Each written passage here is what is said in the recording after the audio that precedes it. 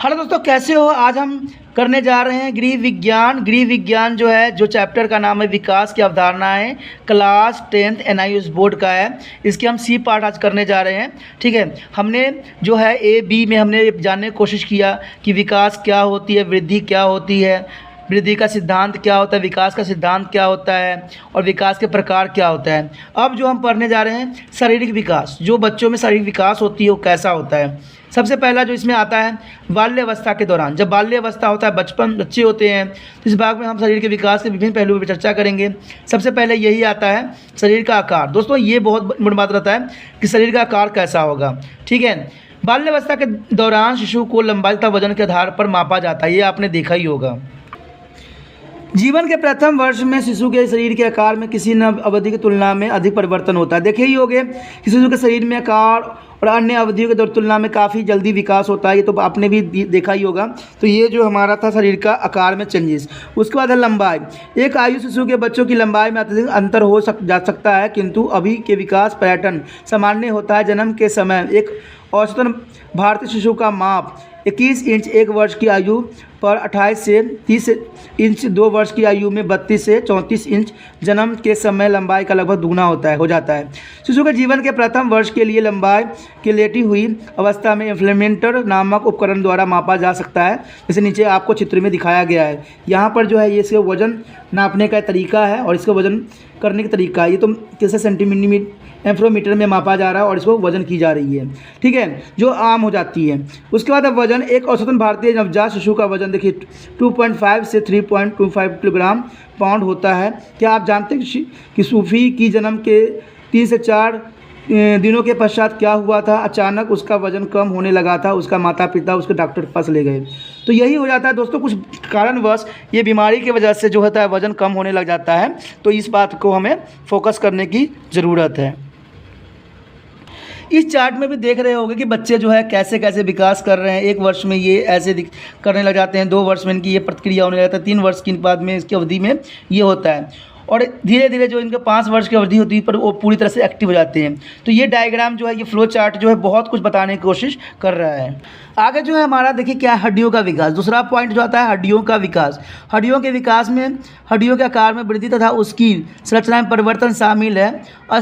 अस्थि विकास यानी ऑल्सोफिकेशन या हड्डियों के सुदृढ़ होने की प्रक्रिया मुख्य रूप से बाल्यावस्था में होती है। शिशुओं के हड्डियों को आसानी से विकृत किया जा सकता है क्योंकि वे बहुत नरम होते हैं। आपने देखा होगा कि बच्चों को जो हड्डियां होती है बहुत ही नरम होते हैं। उदाहरण के लिए सिर का आकार सपाट हो सकता है यदि शिशु अधिकतर समय अपनी पीठ के बल सो लेता हो। तो दोस्तों ये बात बहुत इंपॉर्टेंट बात बताई गई है कि सपाट तब हो जाती है जब बच्चों को एक ही साइड से आप सुलाते हो। अगर ऐसा सुलाओगे तो बच्चा को जनरल सी बात है कि उसकी जो सर होगा वो सपाट हो जाती है, या उसकी छाती सपाट हो सकती है यदि वो पेट के बल हमेशा लेटा रहे। तो ये बातें जो है माता पिता को बहुत ध्यान देने वाली है, क्योंकि हड्डियों का विकास ऐसे नहीं हो पाएगा। इस प्रकार यह सलाह दी जाती है कि हर 2 से 3 घंटों में शिशु की स्थिति को परिवर्तन करते रहिए। देखिए हर 2 से 3 घंटे में क्या कीजिए, बच्चों को जो है स्थिति को परिवर्तन कर दीजिए, नहीं तो बच्चे का जो सर है या उसकी शरीर का जो विकास है वो भी गलत तरीके से होगा, जो आप लोगों के लिए मुसीबत का एक कारण बन सकता है। उसके बाद दांतों का विकास। प्रसव पूर्व जीवन के 3 व 4 महीने में शिशु के जबड़े से दांत विकसित होने लग जाते हैं। देखिए ये जो होता है प्रसव पूर्व, यानी प्रसव के पूर्व जीवन के 3 या 4 महीने में शिशु के जो होते हैं जबड़े जो होते हैं बनने स्टार्ट हो जाते हैं, किंतु वे अब तक नज़र नहीं आते हैं जब तक कि शिशु 5 से 6 माह की नहीं हो जाता है। तब पश्चात 2 से 2.5 वर्ष की आयु तक दांत प्रति माह एक दांत दर्द से निकलना आरम्भ हो जाता है। देखिए ये जो होता है 5 और 6 महीने में उनके माह में निकलना स्टार्ट हो जाता है, और उसके बाद 2 वर्ष तक ये दांत जो बनने की प्रक्रिया है कंटिन्यू चलता ही रहता है। अगला टॉपिक जो है दोस्तों हमारा ये है आरंभिक बाल्यावस्था के दौरान। देखिए इसमें भी बताया है कि आरंभिक बाल्यावस्था में बच्चों की अवृद्धि उतनी ही तीव्र नहीं होती जितनी कि शिशु की अवस्था में होती है। यानी बात सही कह रहा है कि शिशु अवस्था में बच्चों का जो विकास होता है ना, काफ़ी तेज़ी से होती है, ठीक है। जबकि अब के समय इस अवधि के दौरान बच्चे अनेक कौशलतों जैसे चलना, दौड़ना, संतुलन बनाना, स्वयं कपड़े पहनना विकसित करने लग जाते हैं। तो इस तरह से जो उनका विकास का शुभ आरंभ हो जाता है। तो यही हम अब पढ़ने वाले हैं कि आरंभिक अवस्था के दौरान क्या क्या होता है। दोस्तों, इससे पहले मैं फिर से बताना चाहूँगा एक बार, अगर अभी सब्सक्राइब नहीं किया तो सब्सक्राइब कर लीजिए, लाइक कर दीजिए, क्योंकि मैं आपके लिए मेहनत कर रहा हूँ, तो आप भी थोड़ा सा कर लीजिए। और एक सबसे इंपॉर्टेंट बात कि अगर वीडियो देखना है आपने तो पूरा वीडियो देखिए, बीच में छोड़ के नहीं जाइए, क्योंकि इससे आपको समझ में नहीं आएगा। देखिए, कहते हैं ना कि अधूरा जानकारी जो होती है ना, सबसे अधिक खतरनाक होता है। आप आधा वीडियो देख के चले जाइएगा, एग्जाम में यही क्वेश्चन आ जाएगा, फिर क्या कीजिएगा, फिर अफसोस जताइएगा। इसलिए कहते हैं जो भी कार्य करो उसको संपन्न करके ही निकलो, क्योंकि संपन्न सबसे अच्छा होती है, ठीक है दोस्तों। और मैं एक बात और फिर से कहना चाहूँगा कि अभी भी अपने दोस्त, फ्रेंड जो आसपास हैं, रिश्तेदार, अगर उनमें से कोई नई बोर्ड पढ़ रहे हैं तो उनको एक बार इस चैनल के बारे में बता दीजिए। आपको जबरन उसको कहने की ज़रूरत नहीं है, फोर्स नहीं करना है। आप उनको बता दीजिए कि भाई एक बार देख के तुम देख लो, अगर तुम्हें समझ में आता है तो अपना तुम कंटिन्यू रखना, नहीं आ रहा है कोई बात नहीं, छोड़ दो, कोई प्रॉब्लम नहीं है, ठीक है। लेकिन अपने रिश्तेदारों को जरूर ये बताइएगा कि भाई एक चैनल है जिसके बारे में अभी नए नए बने हैं, तो इसमें आपको बहुत ज्ञान मिल सकता है, ठीक है। और आप समझ जाओगे तो आप एग्ज़ाम के लिए भी अच्छे कर सकोगे। तो इतना तो आप ज़रूर कर दीजिएगा, क्योंकि ज़रूरी है। क्योंकि आपको पता है हर एक क्षेत्र में, हर एक गली में, हर एक मोहल्ले में NIOS के बच्चे पढ़ते ही पढ़ते, क्योंकि ये नेशनल बोर्ड है। और नेशनल बोर्ड का मतलब यही होता है कि पूरे ये भारत में है, ठीक है। कहीं भी चले जाइए NIOS बोर्ड होगा ही होगा। तो इतना तो ज़रूर आप कर सकते हो, ठीक है, इतना ज़रूर करना। मैं अगला टॉपिक पर जा जाते हैं। क्या कहता है अगला टॉपिक? अगला टॉपिक ये कहता है कि लंबाई तथा वजन। जब शस्यावस्था की तुलना में सूफी की लंबाई तथा वजन में समग्र वृद्धि धीमी हो गई थी, तब उसका वजन प्रति वर्ष लगभग 2 से 2.5 किलोग्राम तथा लंबाई 2 से 3 इंच बढ़ने लग गया था। तो ये तो लंबाई और वजन में वृद्धि की बात की गई है। उसके बाद है शारीरिक अनुपात। सूफी के चेहरे में परिवर्तन हो रहा है और वह बड़ी बच्ची दिखने लगी है। अब वह 4 वर्ष की हो गई है और उसका गोल मटोल चेहरा छुपने लगा है। उसके शरीर के विभिन्न भागों में परिवर्तन भिन्न अनुपातों में हो रहा है। सिर का विकास धीमा है, हाथ पैर तीव्र से बढ़ रहे हैं और शरीर मध्यम गति से बढ़ रहे हैं। चेहरे के नाक नक्श अभी छोटे हैं, किंतु कुहोटी अधिक विकसित तथा गर्दन बड़ी हो गई है। जब वह 6 वर्ष की हो जाएगी तब उसके शरीर का अनुपात व्यक्ति जैसे दिखने लग जाएंगे। तो बात तो सही है दोस्तों, जैसे जैसे बच्चों में आगे विकास होती रहती है उनके सारे शारीरिक परिवर्तन होना संभव हो जाता है। अगला टॉपिक जो है हमारा क्या है? ज्ञानात्मक विकासीय पेशी। इसमें से सब अवस्था है। सबसे पहले सब ज्ञानात्मक के तात्पर्य पेशी संचलन से है, ठीक है। पेशियाँ यानी मांसपेशियों के बनने से है। मांसपेशियाँ जो होते हैं अब शरीर में बनना बहुत जरूरी होता है। हम जान चुके हैं कि अब सूफी के अपने शरीर के विभिन्न मांसपेशियों पर अत्यधिक नियंत्रण विकसित कर लिया है। इसे ज्ञानात्मक विकास ही कहते हैं, ठीक है, ज्ञानात्मक विकास ही कहते हैं। यह शरीर तथा शरीर के भागों का स्वयं संचलन है। इसमें सकल संचलनों पर नियंत्रण तथा सूक्ष्म समन्वय शामिल है। सकल पेशियाँ विकास के बड़ी पेशियों पर नियंत्रण होती है। देखिए दोस्तों, ये जो कुछ दिखाए गए हैं यहाँ पर है कि 3 माह में गर्दन का टिकाना, 5 माह में सहारे बैठना, ये बच्चों की जो अवस्था विकास की जो चरण है उसको यहाँ दर्शाया गया है, जो बहुत ज़रूरी है कि किस बच्चों में किस मास में किस चीज़ में विकास होती है, ठीक है। ये पेशियाँ घुटने के बल चलने, खड़े होने, चलने, ऊपर चढ़ने तथा दौड़ने जैसी प्रक्रियाओं में सहायक सिद्ध होती है। जो मांसपेशियाँ दोस्तों बनता है वो भी बहुत ज़रूरी होता है, क्योंकि बच्चे जो होते हैं पैर के बल चलते हैं तो उनको मांसपेशियाँ ही उनको सुरक्षित प्रदान करता है। सूक्ष्म ज्ञानात्मक विकास में छोटी पेशियों का प्रयोग शामिल है। कप या क्रमण, रंगों के पकड़ना, पुस्तक के पृष्ठों को पलटना, बटन या टिप्स लगाना, ड्राइंग्स करना तथा सीखना आदि छोटी पेशियों का प्रयोग होता है। जैसे जैसे बच्चे बड़े होते जाते हैं वे न केवल हाल पहल से विकास ज्ञानात्मक कौशलों को और प्रवृत्त करते हैं, बल्कि नए ज्ञानात्मक कौशलताओं को भी विकसित करते हैं। शैशव अवस्था में अधिकतर नए ज्ञानात्मक कौशल विकास होते हैं, जैसे सहारा लेकर बैठने से बिना सहारा लेकर बैठना। तो ये सब चीज़ें जो होता है बच्चों में आरंभिक विकास के कुछ चरण हैं जो बहुत ही इंपॉर्टेंट होती है। आपने भी ये देखे होंगे, जो आपके घर में बच्चे होंगे उनमें भी इसी तरह से विकास होता है। तो आप कैसे सोच सकते हो कि आपको ये क्वेश्चन नहीं आएगा? जब आपके घर में बच्चे हैं, आपने देखा है, सीखा है, समझा है, जाना है, तो ये तो क्वेश्चन बहुत आसान पड़ जाता है। तो यही तो मैं कहता हूँ कि आप देखिए, बच्चों को हम बारे में जान रहे हैं, लेकिन आप अपने बारे में जानिए ना, कि आपने देखा है, सोचा है, समझा है, तो आप क्वेश्चन क्यों नहीं लिख सकते हो? एग्जामिनर भी तो यही आपसे पूछ रहा है कि विकास क्या है, विकास कैसे होता है, बच्चे कैसे बढ़ते हैं, कैसे बैठते हैं, कैसे सामानों को पकड़ना सीखते हैं। तो यही तो क्वेश्चन है हमारा। दोस्तों मैंने कहा ना, समझना बहुत ज़रूरी है, तभी विकास भी आपका भी ज़रूरी है। आगे जो है क्या, आरंभिक बाल्यावस्था, इसमें स्थूल गणनात्मक कौशल का विकास। दोस्तों ये जो होता है स्थूल गणनात्मक कौशलता का विकास, प्रथम 4 या 5 वर्षों के दौरान बच्चा स्थूल संचलन पर नियंत्रण प्राप्त कर लेता है और इस अवस्था में अधिकतर मौलिक गणनात्मक कौशल जैसे दौड़ना, पकड़ना आदि को शैशव अवस्थाओं की तुलना में अधिक सटीकता के साथ किया जाता है। ये बहुत ही सटीकता के साथ दोस्तों की जाती है। 5 वर्ष की आयु के पश्चात पेशवी समय में मुख्य रूप से विकास होता है। स्कूल पूर्व बच्चों में निम्नलिखित सकल सकारात्मक गतिविधियों का कौशलता को देखा जा सकता है। आपने देखा होगा कि बच्चों में जो है छोटी छोटी गतिविधियाँ बहुत ही देखने को मिलता है जो बच्चे करते हैं। आपके पास आसपास बच्चे होंगे, देखना उसमें क्या होता है। पर कोई बच्चा होगा ना, उसके पे देखना, पकड़ा के अपने हाथ पकड़ने की कोशिश करना और या पकड़ाने की कोशिश करना, देखते हो क्या वो रिएक्शन लेता है। सबसे पहले जो होता है इसमें स्थूलता में दौड़ना होता है। पहले दौड़ने चलने से कुछ अधिक कठिनाई होती है बच्चों को, क्योंकि पहले स्टार्टिंग जब कोई करता है तो उसके लिए थोड़ा प्रॉब्लम आती ही है। किंतु जब 5 या 6 वर्ष की आयु तक बच्चा बिना गिरे आसानी से दौड़ लेता है, क्योंकि उसमें विकास जो है धीरे धीरे प्रवक्त होती चली जा रही है। फिर क्या होता है दोस्तों, उछलना सीखता है। बच्चे अपने चौथे जन्मदिन तक आसानी से छलांग लगाता है। वह लगभग 12 इंच की ऊंचाई से छलांग लगा सकता है। 5 वर्ष की आयु के बच्चों के अवरोधों के ऊपर ये छलांग लगाने में कोई कठिनाई नहीं आती, क्योंकि बच्चा जो है बड़ा हो चुका होता है और उसको जो छलांग मारने में उसको कोई तरह की कठिनाइयाँ नहीं रहेगी। उसके बाद जो है रस्सी कूदना तथा छल्ला घुमाना। रस्सी कूदना तथा छल्ला घुमाना उछलने के परिवर्तित रूप है। यदि उसे अवसर दिया जाए तो 6 वर्ष की आयु तक बच्चा अच्छी तरह से रस्सी जो है उसे कूदने लग जाता है, क्योंकि बच्चों में देखिए गुण जो आएगा वो इसी उम्र में आएगा और इसी उम्र में ही सीखने की कोशिश करेगा। फिर वो क्या करेगा, अगला जो होगा टॉपिक हमारा चढ़ना। 2 वर्ष की आयु से पूर्व बच्चा रेलिंग पकड़कर या किसी व्यक्ति का हाथ पकड़कर सीढ़ियों से ऊपर या नीचे जा सकता है। देखिए बचपन में भी वो पैरों के जो है पैरों के रिगार्डिंग चला था, ऊपर जाता था, लेकिन अब जो है खुद को अपने हाथ पकड़ के आने की कोशिश करेगा, यानी पैर के बल चलेगा। सीढ़ी चढ़ने की व्यास की विधि, जिसमें पहले एक पैर फिर दूसरे पैर का प्रयोग किया जाएगा। देखिए ये देखने को आपको मिल जाएगा। इस विधि को बच्चे 4 वर्ष की आयु में सीख लेते हैं, बशर्ते बच्चों को ऐसा करने का व्यापक अवसर प्राप्त हो। लेकिन बात ये होती है ना कि बच्चे को अगर आप ऐसा सिखाते हो तब ना सीखेगा। कि बच्चे तो पहले माँ के बल चले जाते थे, ऊपर चढ़ जाते थे सीढ़ी पे दोनों हाथ और पैर के रिगार्डिंग, लेकिन अब जो है वो पैरों का इस्तेमाल कर रहे हैं ऊपर चढ़ने के लिए।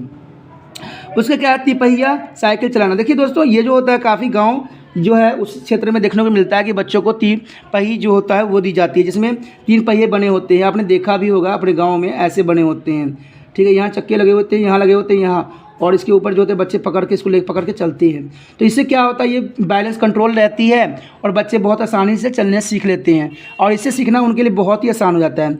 2 वर्ष की आयु तक बहुत कम बच्चे तिपाही साइकिल चला पाते हैं। 3 से 4 वर्ष की आयु के बीच बच्चे जिन्हें ऐसा करने का अवसर प्राप्त होता है इस साइकिल का प्रयोग चलाने जाते हैं। तो यही बात है ना, जिसको अवसर, देखिए दोस्तों हमने चैप्टर के सारांश में यही बात सब जानने की कोशिश किया है कि बच्चे को अगर अवसर दिया जाए, बच्चों को सही शिक्षा दिया जाए, बच्चों को सही साधन दिया जाए तो बच्चे जो है काफ़ी अच्छे विकास करेंगे। कि विकास के साथ उनकी वृद्धि इसलिए ज़रूरी है क्योंकि उनमें जो है पोषणता की कमी की वजह से वो नहीं कर पाते हैं। तो बच्चों में पोषणता के भी बहुत ज़रूरी होता है कि उनको संतुलित आहार दिया जाए, तभी जो है एक बच्चे का पुण्य विकास होगा। तभी कह सकते हो कि बच्चों का क्या हुआ है, पुण्य विकास हुआ है। आगे क्या है दोस्तों, देखिए गेंद फेंकना पकड़ना। आपने देखा होगा छोटे बच्चों को अगर एक्टिविटी आप करवाएं तो वो क्या करेगा, गेंद पकड़ेगा, पकड़ने की कोशिश करेगा। जब 6 वर्ष की आयु तक बच्चे इस कौशल में निपुण प्राप्त कर लेते हैं। हालांकि प्रत्येक आयु में इस कौशल में व्यापक अंतर होता है। देखिए आपने देखा होगा कि आयु के प्रत्येक आयु में जो कुछ बातें जो होती है बहुत ही अंतर देखने को मिल जाता है, ठीक है। उदाहरण के लिए सर्वप्रथम बच्चा बाल को पकड़ने के लिए पूरे शरीर का प्रयोग करता है। आपने देखा होगा जो छोटे बच्चे होते हैं ना, वो बाल बहुत ही आसानी से पकड़ लेते हैं किसी भी, ठीक है। माता को पकड़ना बहुत ही आसानी से पकड़ लेते हैं। उसके बाद वो केवल अपने हाथों का प्रयोग करते हैं, बाद में पूर्णतः समाप्त रूप से अपनी हथेलियों के बीच बाल को पकड़ लेते हैं। तो इस प्रकार जो है बच्चे धीरे धीरे कुछ जो है गुण सीखते चले जाते हैं जो उनके विकास को दर्शाता है, ठीक है, कि उनमें कुछ गुणात्मक वृद्धि हुआ है। उसके बाद सूक्ष्म गुणात्मक कौशल का विकास। जब बच्चे आरंभिक बाल्यावस्था में प्रवेश करते हैं तो वस्तुओं के साथ साथ काम करने तथा हाथों को प्रयोग करने की क्षमता सभी नहीं होती है। यानी बच्चों में स्टार्टिंग से सब कुछ देखने को आपको नहीं मिलेगा, किंतु जैसे जैसे वो छोटी वस्तुओं के साथ खेलते हैं और गतिविधियां करते हैं, उनकी छोटी पेशियां विकसित होने लगते हैं और सूक्ष्म मोटर जैसे कुशलताओं में सुधार होता है। आंखों तथा हाथों में समय सुधार से भी सूक्ष्म गुणात्मक कुशलता के विकास करने में सहायता मिलती है। आरंभिक बाल्यावस्था के को वर्षों में फाड़ने, काटने, चिपकने, कल्लों तथा आटे के गोले से खेलने, ड्राइंग, मानकों तथा पेरोनों जैसी गतिविधियों को आंखों तथा हाथों समेत मोटर कौशल के विकास करने में काफ़ी मदद मिलती है। देखिए दोस्तों, ये फोड़ने, काटने, चिपकाने, क्ले, आटे गोने, ये सब जो होते हैं बच्चों के विकास के लिए बहुत ही ज़रूरी होता है, क्योंकि बच्चे जो होते हैं इन चीज़ों से बहुत से कुशलताओं का प्रवक्त जाते हैं, यानी सीखते हैं उससे। इसमें कुछ बातें जो है नीचे कौशल दिए गए हैं जिन्हें बच्चे 5 वर्ष की आयु में विकसित करता है। अब देखते हैं कि वो चीज़ें कौन कौन सी है जिसमें बच्चे जो है 5 वर्ष की आयु में सीख लेते हैं। ये जो बातें कुछ है, स्वयं भोजन करना, कपड़े पहनना तो तैयार होना। देखिए बच्चे जब 5 या 6 साल के हो जाते हैं, 5 वर्ष की उम्र हो जाती है, तो स्वयं भोजन करना, कपड़े पहनना तथा तैयार होना, ये जनरल सी बातें वो सीख लेते हैं। 5 वर्ष की आयु तक बच्चों वयस्कों की तरह भोजन करना आरंभ कर देते हैं, पूरी तरह कपड़े पहन लेते हैं और सही ढंग से अपने बालों को कंघी करने लग जाते हैं। तो ये जो छोटी छोटी बातें हैं बच्चों में आपको देखने को मिलेगा ही। आगे जो है देखिए क्या है, लेखनी जो होती है 5 वर्ष की आयु तक बच्चे बड़े अक्षरों में अपना नाम लिख लेता है। 6 वर्ष की आयु तक वह अंग्रेजी के सभी अक्षरों को सीख ले सकता है यदि उन्हें इन्हें सिखाने का अवसर प्राप्त हो। देखिए दोस्तों, बात यहाँ पर सही कहा गया, अगर बच्चों को हम स्टार्टिंग से इन चीज़ों को सिखाने की कोशिश करें तो जरूर जनरल सी बात है, बच्चे इन सब बातों में काफ़ी सीख जाएंगे। उनको बड़े बड़े अक्षर लिखने भी आ जाएगा, सारे कुछ को समाधान करना भी सीख लेंगे, ठीक है। और थोड़ा कुछ होगा तो उनको सीखने के लिए कुछ बचना नहीं है चाहिए। आगे है नकल करना। 2 से 5 वर्ष के बीच आयु के अधिकतम बच्चे सामान्य ज्योतिर्मय चित्रों को नकल करने में सक्षम रहते हैं। आपने देखा होगा कोई छोटा सा बच्चा होगा ना, अगर आप उसको कुछ दिखाने की कोशिश कीजिएगा तो वो फटाक से उस चीज़ों को ग्रहण कर लेता है। तो आप कह सकते हो कि जो ये 5 से 6 वर्ष की जो आयु होती है, जो बच्चे सीखने का जो सबसे अच्छा उम्र होता है, इसमें बच्चे जो है बहुत कुछ को सहज करना सीख जाते हैं, ठीक है। तो इस तरह से वो जो होते हैं स्वयं भोजन करना, कपड़े पहनना, तैयार होना सीखते हैं। उससे लेखनी भी करना स्टार्ट कर देते हैं। 5 वर्ष में वो बड़े बड़े अक्षरों को पढ़ना सीख लेते हैं, नकल करना सीख लेते हैं। तो इस तरह से जो है हम विकास की जो है जो ग्रोथ की जो कहा जाता है कि अवधारणाएं वो बढ़ती चली जाती है। दोस्तों, इसका यही कंक्लूजन है, सार निकलता है कि जो हम इस चैप्टर में करने की कोशिश किया है, इसमें हमने जो विकास की सभी धारणाओं को पढ़ने की कोशिश किया है, चाहे उसका कारक हो, चाहे उसका प्रकार हो, चाहे उसका विकास हो, चाहे उसका सिद्धांत हो। ये सारी पहलू एक बात को दर्शाता है कि अगर कोई बच्चा अगर पर्सनली अच्छे से है, अगर बच्चा है कोई, तो उसका अगर अभिवृद्धि और विकास आप चाहते हो तो ये विकास बहुत ही ज़रूरी है, ठीक है। इसके लिए आपको कुछ बातों को बहुत ही ध्यान देना पड़ेगा। अगर बच्चे को अगर विकास करना है तो अभिव्यक्ति का विकास करेगा सबसे पहले, फिर सीखना और प्रयोक्ता करेगा, फिर आनुवंशिक वातावरण में विकास के सिद्धांत। तो ये सारे चीज़ें जो है बच्चों में विकास में पाया जाता है। और कह सकते हो इसमें ग्रोस मोटर डेवलपमेंट होती है, फाइन मोटर डेवलपमेंट होती है, कंटेटिव डेवलपमेंट होती है, लैंग्वेज डेवलपमेंट होती है, सोशल इमोशनली डेवलपमेंट होती है, ठीक है, पर्सनल अवेयरनेस होती है, न्यूट्रिशन इंडिविजुअल प्रोटेक्शन होता है। तो इस तरह से जो होता है बच्चों का विकास, बच्चों के विकास में सारे फैक्टर जो आपको यहाँ पर दिख रहे हैं वो बहुत ही इंपॉर्टेंट हैं और इससे ही बच्चे का विकास होता है, ठीक है। उसमें आपको जो है पर्सनल अवेयरनेस भी ज़रूरी है। अगर बच्चे को आप अच्छा बनाना चाहते हो तो पर्सनल अवेयरनेस दो, ठीक है। सोशल इमोशनल डेवलपमेंट दो कि सोशल इमोशनल डेवलपमेंट क्या होती है समझो और आप उसको समझाने की कोशिश करो। फिर बच्चे जो होता है लैंग्वेज डेवलपमेंट करो कि लैंग्वेज वो कैसा बोल रहा है। कुछ बच्चे को आप देखोगे ऐसे बोलते हैं जैसे मानो कि उनके अंदर पहले से सभी गुण प्रेजेंट हो रहे हों। तो ये सब जो होता है लैंग्वेज डेवलपमेंट करना बहुत ही इंपॉर्टेंट होता है बच्चों के। उसका कॉन्सेप्टिव्स डेवलपमेंट होना भी बच्चों में बहुत ज़रूरी है क्योंकि यही उसको आगे बढ़ाएगा। फाइन मोटर डेवलपमेंट जो होती है वो भी काफ़ी महत्वपूर्ण होती है उसके विकास के लिए, ठीक है। उसका ग्रोस मोटर डेवलपमेंट भी एक अपने जगह पर खासियत रखता है क्योंकि इससे बच्चे का काफ़ी आध्यात्मिक सब कुछ विकास होता है, ठीक है। इस तरह से जो बच्चे हैं विकास करने में सबसे महत्वपूर्ण करते हैं। और इन सब विकासों के लिए जो सबसे इंपॉर्टेंट चीज़ चाहिए वो है दोस्तों, आपको पता है न्यूट्रिशन विजुअल, ठीक है, पोटेंशियल। ये जो होता है न्यूट्रिशन जो होती है, अगर बच्चे जैसे मर्जी हो, विकास भी उसके अंदर गुण भी हो, अगर उसके पास न्यूट्रिशन अच्छे नहीं दिया जा रहा है तो शायद वो अच्छा विकास नहीं कर पाएगा। तो माता पिता को यही बात को ध्यान देना चाहिए, जो उनके बच्चे बढ़ रहे होते हैं, जो डेवलपमेंट कर रहे होते हैं, उनके लिए हर तरह के न्यूट्रिशन दी जाए, ठीक है। न्यूट्रिशन देने से ये होगा कि बच्चों का जो है मानसिक, शारीरिक और बुद्धि विकास होगा, वो ओवरऑल विकास करेंगे और उनकी काफ़ी विकास जो है आगे चल के उनके लिए काफ़ी फ़ायदेमंद रहेगा। क्योंकि बच्चों को कहते हैं ना, बड़े तब बनते हैं जब बच्चे होते हैं। जब बच्चों में आपने हर तरह के विकास दिया होगा तो संभव है कि आने वाला समय में बच्चे ना तो बीमार पड़ेंगे, ना तो उनको कोई तरह की तकलीफ़ों का सामना करना पड़ेगा, और इस तरह से जो है वो विकास के अपने परम सीमा तक पहुँच जाएंगे। और इस तरह से आपके जो बच्चे होंगे आदर्शमय होंगे और आपको खुशी प्रदान करेंगे। अगर ऐसा विकास नहीं हुआ तो आपको पता है कि बच्चे किस कंडीशन में जाएंगे और किस राह पे चले जाएंगे, जहाँ से आपको संभालना शायद मुश्किल ही पड़े, क्योंकि आसान तो होगा नहीं। क्योंकि बच्चे कहते हैं ना, एक बार अगर आपने विकास सही ढंग से नहीं किया तो वो फिर आपस लौट के कभी नहीं आते हैं। ठीक है दोस्तों, इसी के साथ हमारा जो चैप्टर था विकास की अवधारणाएं क्लास 10 NIS बोर्ड का, ये ख़त्म हो गया है। मैं एक बार फिर से कहना चाहूँगा कि आपके गली आसपास, ठीक है, कोई भी NIS पढ़ता हो तो इस चैनल के बारे में बताइए, क्योंकि आप उनके संपर्क में रहे होंगे, और बताइए, क्या पता उनको समझ में आ जाए। अगर समझ में आ गया तो ठीक है, नहीं तो कोई प्रॉब्लम नहीं है। ठीक है, इसी आशा के साथ कि आपने लाइक शेयर और कमेंट भी करोगे। ठीक है, अगर आपको मेरी किसी बात पे आपको कमेंट करना है, कुछ समझना है, कुछ कहना है, तो आप कमेंट बॉक्स में जाके कमेंट भी कर सकते हो। क्योंकि पढ़ाने का मतलब सिर्फ ये नहीं होता कि मैं सिर्फ चैप्टर डाल दिया, आपने कर लिया, हो गया। अगर आपको कोई डाउट आ रहा है, कुछ बातें समझ नहीं आ रहा है, तो आप मुझे कमेंट भी कर सकते हो। देखिए दोस्तों, आप फ्री में नहीं पढ़ रहे हो, आपका भी नेट का पैसा लग रहा है वहाँ पर। ठीक है, क्योंकि नेट, बिना पैसे के नेट नहीं मिलेगा, नेट के बिना आपका चलेगा नहीं चैनल, तो आपको पूछने का अधिकार बन जाता है। ठीक है, चलिए, मैं तो अपने, कहते हैं ना, अपनों की तरह पढ़ाने की कोशिश कर रहा हूँ, और आपका विचार भी अपनों जैसा ही होना चाहिए। आप मुझे गुरु मानोगे तभी आप मुझे शिष्य, आपको मैं शिष्य समझूंगा। ठीक है, तो गुरु और शिष्य का रिश्ता को गलत नहीं होना चाहिए, और आप एक दूसरे से पूछ सकते हो। इसी आशा के साथ कि आप अपने दोस्तों को भी बताइएगा, गली मोहल्ले में जो बच्चे पढ़ रहे हैं NIS बोर्ड में, उनको भी बताइएगा। ठीक है, हम अगले टॉपिक पे अगली बार मिलेंगे। ओके दोस्तों, बाय।